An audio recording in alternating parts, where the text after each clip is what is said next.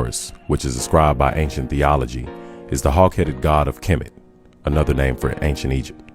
Theology, a word whose root comes from theo and ology, is defined as the study of God. In ancient legend, the hawk-headed Horus possesses the all-seeing eye, which is also represented on the back of the US $1 bill.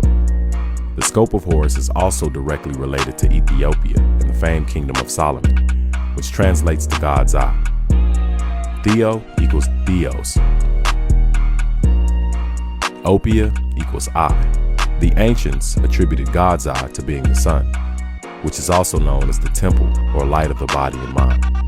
From Theo, the Greek word for God came Theos or Deus, the Latin or Roman name for God. In Latin, the masculine form is Theos and the feminine form is Divus.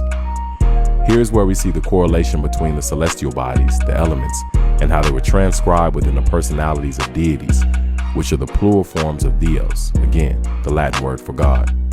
The astrological sign attributed to Deus, called Zeus, is Sagittarius, which is housed in the 12th month of the year. It is ruled by the largest planet in the solar system, Jupiter, and is represented by an animal that is half human, half horse, called a centaur. When we look at characteristics of Zeus or Jupiter, the deity ascribed to the astrological sign Sagittarius, we're constantly bombarded with images of a storm god. This imagery is further represented by the red eye of the planet, held by astronomers to be a huge storm happening on the planet's surface.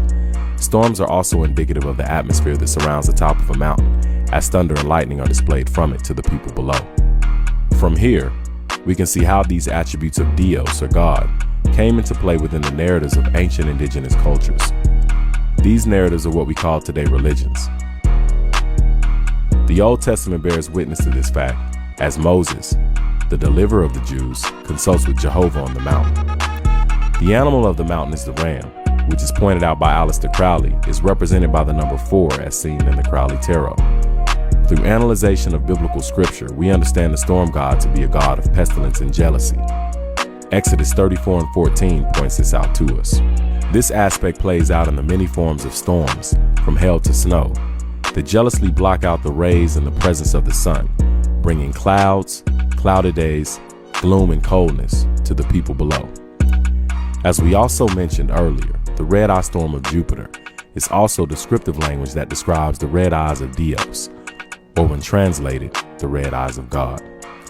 A culture that worshiped the sun as the chief deity naturally would be rivaled by a culture that worshiped the thing that obstructs it.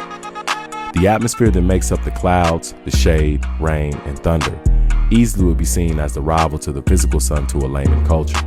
This is due to the enormous power of thunder, the shade that gave that culture a rest from the blaring rays of the sun, as well as the rain that replenished their crops from drought caused by the sun.